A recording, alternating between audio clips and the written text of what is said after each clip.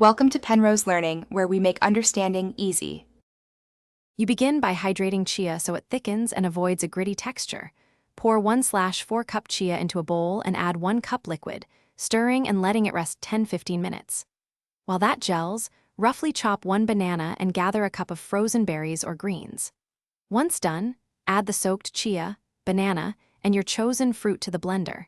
Start at low speed to break solids, then increase to medium-high for a smooth base. You now focus on texture and layers of flavor. Blend for 30-45 seconds, pause, and scrape the sides to ensure even mixing. Repeat until no large chunks remain. If it's too thick, add liquid in 1/4 cup increments to reach your preferred pourability. Make sure not to overthin or chia will settle. To enhance taste, add 1 tablespoon nut butter, a ½ teaspoon vanilla, or a little citrus zest. These balance sweetness and add depth while keeping nutrition intact. You finish by pouring the smoothie into a glass and topping it with granola, extra chia, or fresh fruit for texture and visual appeal. Serve immediately for the best mouthfeel.